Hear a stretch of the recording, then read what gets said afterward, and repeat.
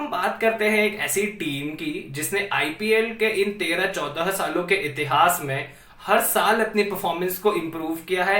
हर साल अपनी टीम्स में चॉपिंग एंड चेंजेस किए हैं, जिसकी वजह से पिछले 3-4 साल से दिल्ली कैपिटल्स एक ऐसी टीम बन गई है जो आईपीएल की one of the best teams कही जा सकती है। दिल्ली कैपिटल्स एक ऐसी टीम है जिसमें यूथ के एक्सूबरेंस के साथ में एक्सपीरियंस भी है। जिस टीम में पृथ्वी शॉ और ऋषभ पंत जैसे प्लेयर्स तो हैं, लेकिन स्टीव स्मिथ और अजिंक्य रहाणे जैसे world class test match batsman, world class captain और टेक्निकली परफेक्ट एक्सपीरियंस बल्लेबाज भी हैं।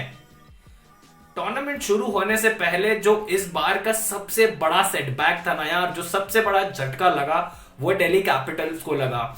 उनका जो सबसे बड़ा इंडियन बल्लेबाज है, जो सबसे ज्यादा बड़ा उनका इंडियन प्लेयर है, उनका कैप्टन है यार, उनका कैप्टन है। Yes, I am talking about Shreyas Iyer. Shreyas Iyer while fielding in one of the limited overs matches against England recently held in India, उन्होंने अपने शोल्डर को इंजर कर लिया था और इस वजह से वो काफी लंबे टाइम तक अब क्रिकेट नहीं खेल पाएंगे। हाल ही में उन्होंने अपने सोशल मीडिया पर पोस्ट डाली है कि उनकी सर्जरी बहुत अच्छे से हुई है and he will come back soon. हम भी ये प्रे करते हैं कि Shreyas you come back soon on the field.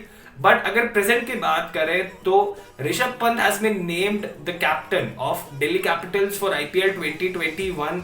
यार ये जो साल है ना, ये ऋषभ पंत का साल कहा जा सकता है।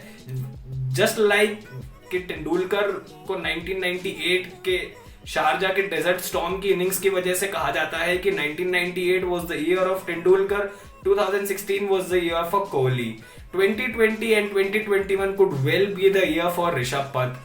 ऑस्ट्रेलिया में जो टेस्ट मैच में यार एक जो वो कहानी शुरू हुई ना, वो इंग्लैंड के साथ टेस्ट मैचेस में और लिमिटेड ओवर्स मैच में भी वो बकायदा जारी थी। और ये जो उनको कैप्टनसी दी गई है, this is no less than the cherry on top of the cake for Rishabh Pant. तो चलिए एक नजर डालते हैं उन प्लेयर्स पर जिनको चेन्नई सुपर माफ कीजिएगा दिल्ली कैपिटल्स ने इस बार के आईपीएल ऑक्शंस में अपनी टीम से रिलीज कर दिया और किन प्लेयर्स को उन्होंने इस ऑक्शन में खरीदा। तो चलिए नजर डालते हैं दिल्ली कैपिटल्स ने इस बार आईपीएल ऑक्शंस में कैसा परफॉर्म किया। दिल्ली कैपिटल्स ने इस बार आईपीएल ऑक्शंस में Mohit Sharma, Jason Roy, Alex Carey, Sandeep Lamichhane जैसे कई खिलाड़ी जो उनके साथ में एक रेगुलरिटी तो नहीं बन पाए थे, बट हाँ उनके लिए अच्छा परफॉर्म करते थे और कर चुके थे। ऐसे खिलाड़ियों को दिल्ली कैपिटल्स ने बाहर का रास्ता दिखाया और दिल्ली कैपिटल्स ने बाय किसे किया ऑक्शन में। सबसे बड़ा नाम जो उभर कर सामने आता है वो है स्टीव स्मिथ, विश्व का महानतम टेस्ट मैच बल्लेबाज, the top ranked test match cricketer in the world and certainly one of my favourites going around the world in all 3 formats.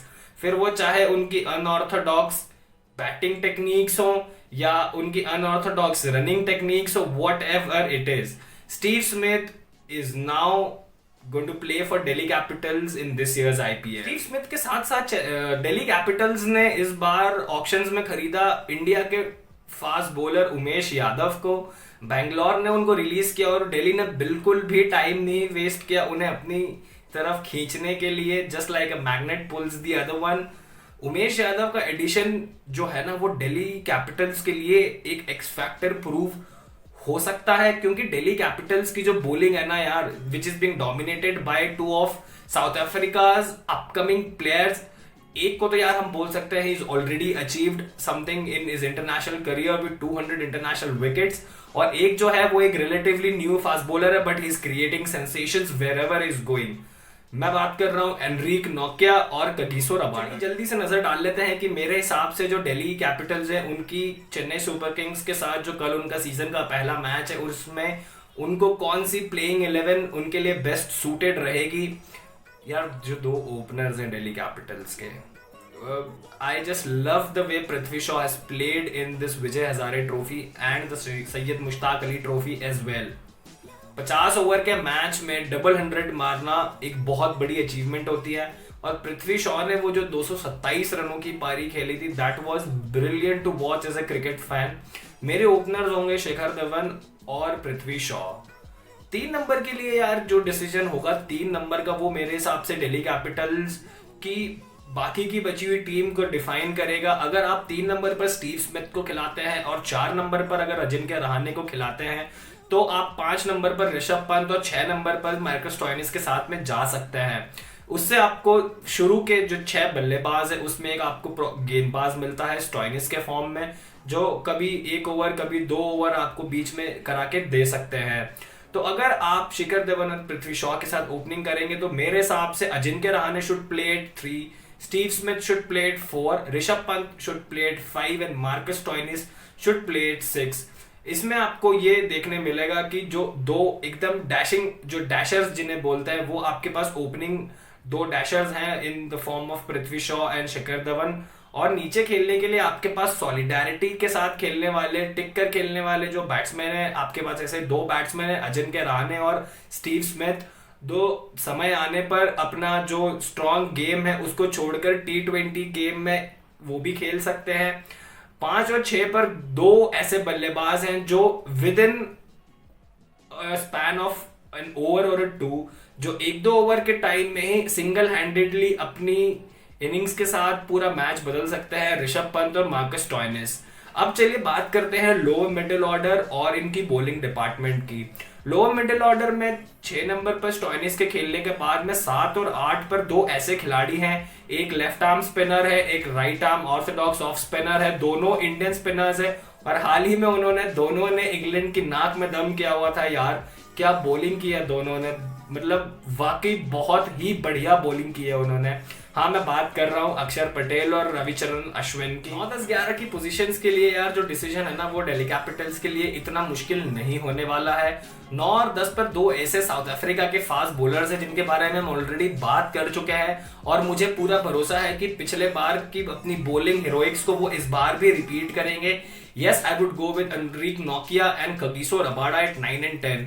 तो जो आखिरी जो 11वें नंबर का प्लेयर जो बचता है ना यार, उसके बीच में उसके लिए मेरे हिसाब से 2 ऐसे प्लेयर्स के बीच में टॉसअप होगा जो उनमें से अगर कोई भी अगर उस 11 में आता है तो वो इक्वल कंट्रीब्यूशंस दे सकते हैं। दोनों फास्ट बॉलर्स हैं, दोनों इंडियन फास्ट बॉलर्स हैं और दोनों बहुत ही अच्छे बॉलर्स हैं, अब अच्छी फॉर्म में हैं।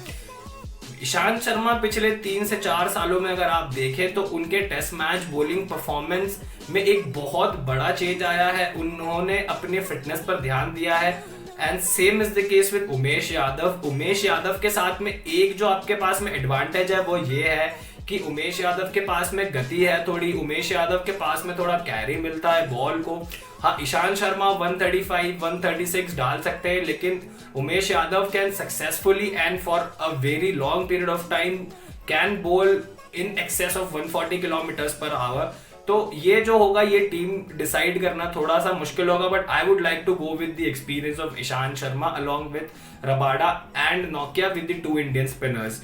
तो मेरे हिसाब से जो दिल्ली कैपिटल्स की जो फर्स्ट 11 है वो कुछ ऐसी होगी कि पृथ्वी शॉ और शिखर धवन ओपनर्स होंगे, 3 नंबर पर रहाणे, 4 नंबर पर स्टीव स्मिथ, 5 नंबर पर ऋषभ पंत, 6 पर मार्कस स्टोइनिस, 7 और 8 पर दोनों इंडियन स्पिनर्स अक्षर और अश्विन, 9 और 10 पर रबाडा, नोकिया, और आखिरी का जो पोजीशन होगा वो ईशांत शर्मा के लिए होगा।